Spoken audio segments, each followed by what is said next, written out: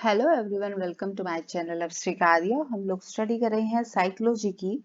Last video में हमने पढ़ा था कि विभिन्न शिक्षण विधियां और उनके जो वैज्ञानिक थे प्लस वो विधियां किस किस तरीके से काम आती है वो पढ़ा था। और अब हम उसी टॉपिक से रिलेटेड यहाँ पर पिछले साल के क्वेश्चन आंसर यहाँ पर करेंगे कि विभिन्न शिक्षण विधियों के जो क्वेश्चन आंसर है वो हम यहाँ पर अब डिटेल से देखते हैं। तो चलिए स्टार्ट करते हैं हमारी शिक्षण विधियों के बारे में जो साइकोलॉजी में हमारे काम आती है, साइकोलॉजी की। ठीक है, तो सबसे पहले हम बात करेंगे कि जो मनोविज्ञान है, मनोविज्ञान की सबसे प्राचीनतम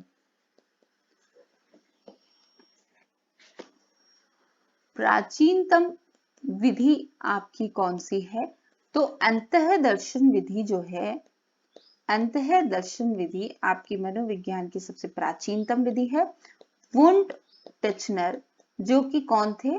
संरचनावादी थे। संरचनावाद के संस्थापक जिन्हें कहा है उन्होंने इसे माना है। और ये जो विधि है आपकी परंपरागत मेथड यानी परंपरागत विधि भी आपकी ये कहलाती है। नेक्स्ट इसके बाद आपका यहां पर हम देखेंगे कि बहिर्दर्शन विधि के प्रतिपादक कौन थे? तो बहिर्दर्शन विधि के प्रतिपादक कौन है? बहिर्दर्शन विधि के प्रतिपादक हैं वाटसन। ठीक है, वाटसन कौन है? व्यवहारवाद के संस्थापक हैं वाटसन। ठीक है, इसके बाद आता है मनोविश्लेषण विधि। मनोविश्लेषण विधि, मनोविश्लेषण विधि में हम पढ़ेंगे किसने दिया? Sigmund fryer. सिगमंड फ्रायर जो कि कहाँ के थे? ऑस्ट्रिया के थे। सिगमंड फ्रायड ऑस्ट्रिया के थे। सिगमंड फ्रायड ने मनोविश्लेषण विधि की बात की है और ये एक ऐसे वैज्ञानिक है जिन्होंने सेक्स फैक्टर पर यहाँ पर चर्चा की है, यानी यौन कारक की बात सिगमंड फ्रायड ने की है। नेक्स्ट इसके बाद आता है यहाँ पर प्रश्नावली विधि का सर्वप्रथम प्रयोग किसने किया? तो प्रश्नावली विधि का सर्वप्रथम प्रयोग यहाँ पर किया है वुडवर्थ ने। वुडवर्थ ने प्रश्नावली विधि का सर्वप्रथम प्रयोग किया। 3 प्रकार की होती है ये, खुली, बंद और मिश्रित। ठीक है, खुली, बंद और मिश्रित 3 प्रकार की होती है। ठीक है, खुली में क्या होगा? जिसे हम नियंत्रित भी कहते हैं, सॉरी, बंद में क्या होगा? जिसे हम नियंत्रित कहते हैं, प्रश्न पहले से फिक्स होते हैं, वही आदमी पूछता है। खुली में क्या होगा कि कुछ फिक्स क्वेश्चन आंसर आपके कोई फिक्स नहीं है। आपके जो इंटरव्यू होते हैं आरपीएससी के या जो भी आपके टीचिंग एग्जाम के बाद इंटरव्यू होते हैं वो खुली होती है। मिश्रित में दोनों कैटेगरी हो सकती है, यानी जो इंटरव्यू आपका ले रहा है वो 2-4 क्वेश्चन तो आप अपना रखता है कि मुझे ये क्वेश्चन पुटअप करने हैं, प्लस जैसे जैसे आप जवाब देते हैं तो उनमें से भी वो क्वेश्चन फिर पूछने लग जाता है। विकासात्मक विधि को कौन सी विधि भी कहते हैं? तो आपकी जो विकासात्मक विधि है इस विधि को हम जेनेटिक मेथड भी कहते हैं। Genetic method. ठीक है, इस जेनेटिक मेथड को हम आनुवांशिक विधि भी कहते हैं। आनुवांशिक विधि इसको हम कहते हैं। ठीक है, नेक्स्ट आता है आपका समाजमिति विधि। समाजमिति विधि, समाजमिति विधि का प्रयोग सबसे पहले किसने किया? तो जे.एल. मोरेनो ने समाजमिति विधि का उपयोग सबसे पहले यहां पर किया। समाजमिति विधि को नॉमिनेटिंग विधि किसने कहा? तो समाजमिति विधि को नॉमिनेटिंग मेथड जो है जेनकिंस ने कहा है। जेनकिंस ने कहा है। प्रयोगात्मक विधि का सबसे पहला उपयोग किसने किया है? प्रयोगात्मक विधि है उसका सबसे पहला उपयोग यहाँ पर विलियम वुंट, जर्मनी, 1879 की यहाँ पर बात होगी। यहाँ पर उन्होंने सबसे पहले प्रयोगशाला खोली थी और वहीं से प्रयोगात्मक विधि का सूत्रपात माना जाता है। समूह के बनावट और व्यवहार के अध्ययन की विधि, यानी समूह के व्यवहार के अध्ययन की विधि कौन सी विधि है आपकी? ये आपकी कहलाएगी समाजमिति विधि। ठीक है, समाजमिति विधि आपकी समूह के व्यवहार के अध्ययन की विधि कहलाती है। प्रश्नावली विधि को और किस नाम से जाना जाता है? तो जो आपकी प्रश्नावली विधि है उसको कागज पेंसिल परीक्षा विधि के नाम से भी जाना जाता है। तो ये तो थे आपके कुछ मेथड या इंपॉर्टेंट फैक्ट्स जिसको हम कह सकते हैं। इसके बाद नेक्स्ट हम क्वेश्चन आंसर यहाँ पर करेंगे। तो चलिए स्टार्ट करते हैं।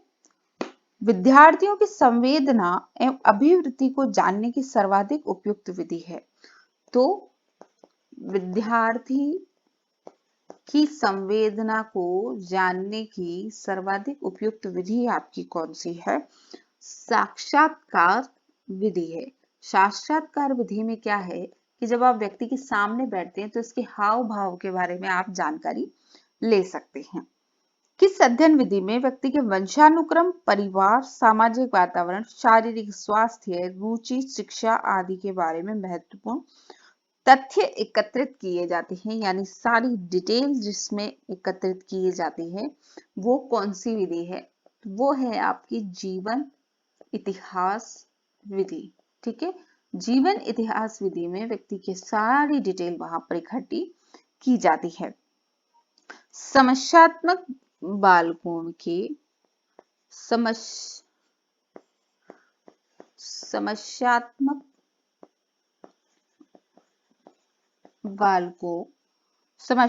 बालकों के अध्ययन और उपचार हेतु कौन सी विधि काम में आती है? तो इसमें आती है आपकी नैदानिक विधि, यानी उपचारात्मक विधि जिसको हमने कहा है डायग्नोसिस मेथड, जो हम काम में लेते हैं। मनोविज्ञान अध्ययन की किस विधि में उद्दीपन, अनुक्रियाओं, संवेदनाओं के मध्य परिमाणात्मक संबंधों का अध्ययन किया जाता है? ठीक है, किसका अध्ययन किया जाता है? संवेदनाओं के मध्य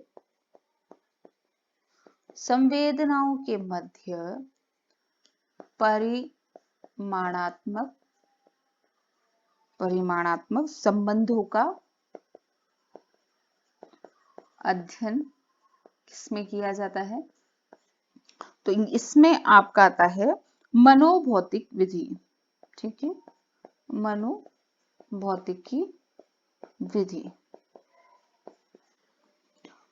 मनोविज्ञान अध्ययन की किस विधि में उद्दीपन, अनुक्रिया के मध्य होने वाले संबंधों का अध्ययन किया जाता है? तो ये क्वेश्चन हमने पहले भी पढ़ा है। यहाँ पर ऊपरी उद्दीपन, अनुक्रिया के मध्य होने वाले संबंधों का अध्ययन किसके द्वारा किया जाता है यहाँ पर? तो ये जो है वो है आपकी मनोवैज्ञानिक विधि। मनोवैज्ञानिक अध्ययन की बहिर्दर्शन के प्रवर्तक कौन थे? बहिर्दर्शन के प्रवर्तक आपकी कौन थे बताइए? बहिर्दर्शन के प्रवर्तक थे वॉटसन। नेक्स्ट आपका आता है यहाँ पर जो है निदान और उपचार के लिए सर्वाधिक जो विधि काम में ली जाती है व्यक्ति के, अगर किसी व्यक्ति का असामान्य व्यवहार है, उस असामान्य व्यवहार के निदान के लिए कौन सी विधि आप उपयोग में लेंगे? तो असामान्य व्यवहार के लिए जीवन व्रत यानी जिसे हम केस स्टडी मेथड कहते हैं, असामान्य व्यवहार के अध्ययन के लिए हम केस स्टडी मेथड यहाँ पर काम लेते हैं। समूह की बनावट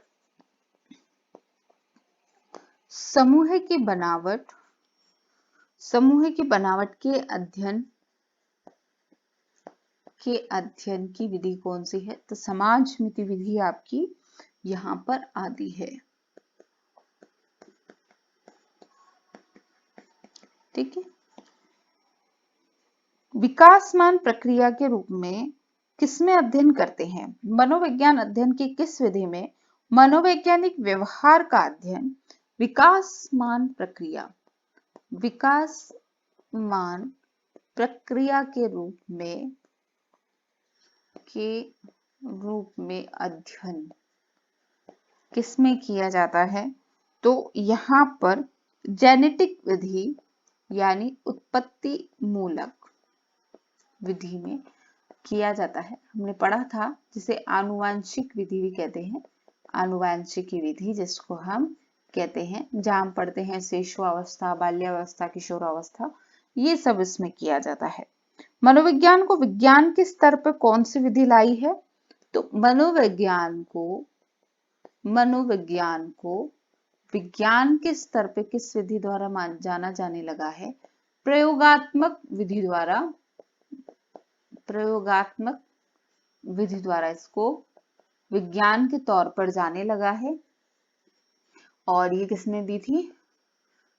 यहाँ पर बताइए, 10 बार बता चुकी हूँ मैं। विलियम वुंट, जर्मनी, 1879 और लिप्चिंग, ये 4 चीजें साथ में निकलती है। ठीक है। समाज मिति विधि के प्रतिपादक कौन है? तो समाज मिति विधि के जो प्रतिपादक हैं आपके, वो है J.L. मोरेनो। ठीक है। वह मनोवैज्ञानिक अध्ययन विधि जो किसी बालक की समस्या का अध्ययन करने के लिए सबसे कम उपयोगी है। ठीक है। बालक की समस्या का अध्ययन करने के लिए कम उपयोगी विधि, सबसे कम उपयोगी विधि कौन सी है? वो है आपकी प्रयोगात्मक विधि। क्योंकि प्रयोगात्मक विधि में क्या है, सारी स्थितियां जो है वो नियंत्रित कंडीशन में होती है और ऐसे में आप बच्चे की समस्या का पता नहीं लगाया जा सकता। अंतर्दर्शन विधि में एक बार में कितने बच्चों का या कितने लोगों का अध्ययन यहाँ पर किया जा सकता है? तो अंतर्दर्शन विधि क्योंकि एक ही व्यक्ति द्वारा होती है, वही व्यक्ति ऑब्जर्व करता है और यही व्यक्ति अपन को डिटेल बताता है, तो एक व्यक्ति ही वहां पर एक ही व्यक्ति के बारे में स्टडी यहाँ पर की जा सकती है। वह कौन सी विधि है जिसमें व्यक्ति अपने अंतःकरण का विश्लेषण करता है? अंतःकरण का विश्लेषण कौन से मेथड में करेगा? अंतःदर्शन विधि आपकी है, जिसमें बच्चा अंतः विश्लेषण अपना या व्यक्ति अपना अंतः विश्लेषण करता है। अंतर्दर्शन की प्रवृत्ति होती है कितने लोगों में होगी? अंतर्दर्शन की प्रवृत्ति कितने लोगों में होती है? बहुत ज्यादा कि कम? बहुत कम लोगों में अंतर्दर्शन की प्रवृत्ति पाई जाती है। गाथा वर्णन विधि की आत्मनिष्ठता के कारण इसके परिणाम पर विश्वास नहीं किया जा सकता, ऐसा किसने कहा? तो ऐसा जो है कि गाथा वर्णन विधि विश्वसनीय नहीं है, ऐसा कहा है, विश्वसनीय नहीं है, स्कीनर ने ऐसा कहा है। अपनी स्वाभाविक त्रुटियों के कारण वैज्ञानिक विधि के रूप में निरीक्षण विधि अविश्वसनीय है। निरीक्षण विधि अविश्वसनीय है, ऐसा किसने कहा है? निरीक्षण विधि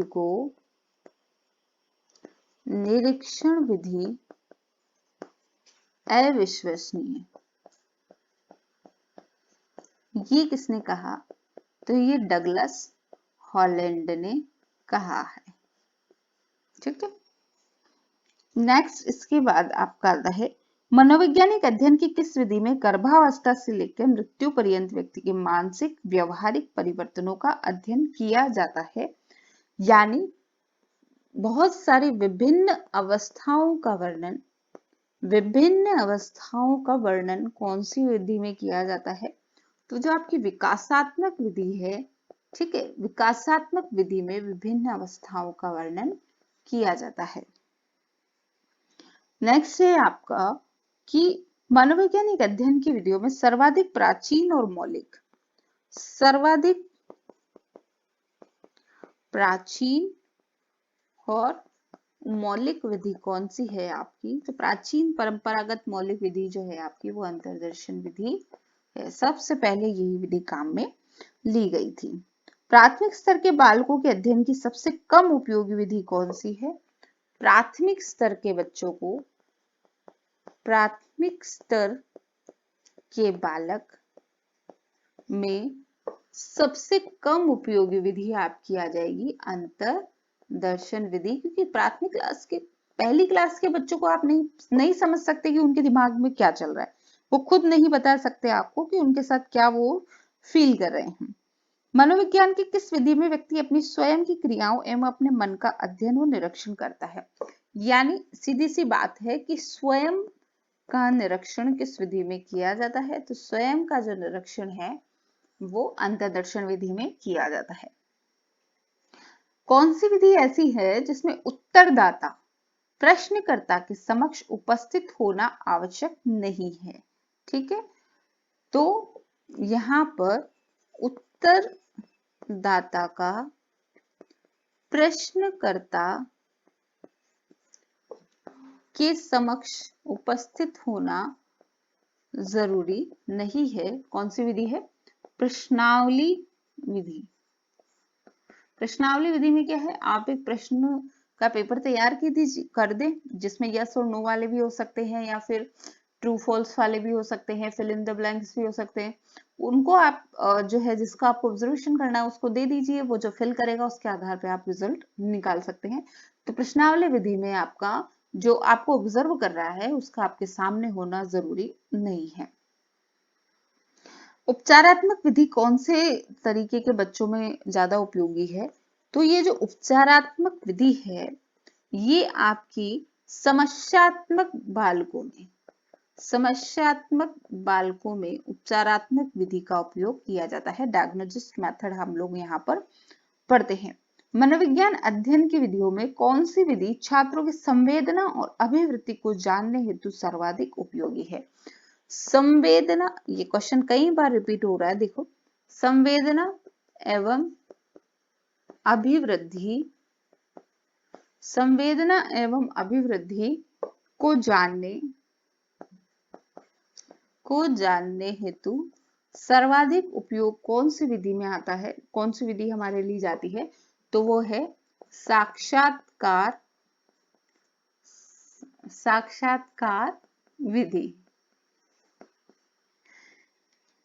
जॉन एटकिंस और द्वारा समाजमिति विधि को क्या नाम दिया गया है?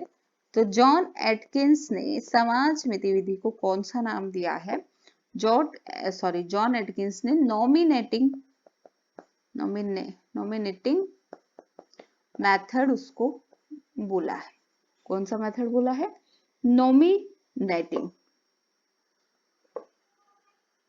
नॉमिनेटिंग मेथड उसको बोला है।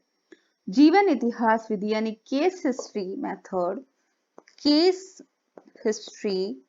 मेथड सबसे पहले किसने उपयोग में लिया था? तो केस हिस्ट्री मेथड जो है वो टाइटमैन ने यहाँ पर सबसे पहले उपयोग में लिया था। मनोविज्ञान अध्ययन की समाजमिति विधि का सबसे पहले प्रयोग किसने किया था? तो समाजमिति विधि का सबसे पहले प्रयोग जो है वो J.L. मोरेनो ने किया था। ठीक है, नेक्स्ट आपका आता है क्वेश्चन, असामान्य व्यवहार के लिए कौन सी विधि यहाँ पर काम में ली जाती है? तो असामान्य व्यवहार के लिए केस स्टडी मेथड यहाँ पर काम में लिया जाता है। केस स्टडी मेथड, जिसे जीवन इतिहास विधि या जीवन वृत्त विधि भी कहा जाता है। प्रश्नावली विधि का प्रयोग सबसे पहले किसने किया था? तो प्रश्नावली विधि का सबसे पहले प्रयोग आपके वुडवर्थ ने किया था। विकासात्मक विधि का अन्य नाम क्या है? तो विकासात्मक विधि को किससे? जेनेटिक मेथड से भी हम जानते हैं। ठीक है, जेनेटिक मेथड से भी इसे हम जानते हैं। तो ये इसके कुछ क्वेश्चंस थे यहाँ पर एमसीक्यूज। इस टॉपिक से रिलेटेड ये जो है उस स्टेट गवर्नमेंट में आए हुए पुराने क्वेश्चन आंसर हैं। राजस्थान स्टेट गवर्नमेंट के जो पेपर हुए हैं आरपीएससी के, उसमें विकासात्मक मनोवैज्ञानिक विधियों के बारे में। तो यहाँ पे बस इतना ही। नेक्स्ट टॉपिक हम लोग अभिवृद्धि और विकास लेंगे। तो स्टे विद अस और थैंक यू सो मच।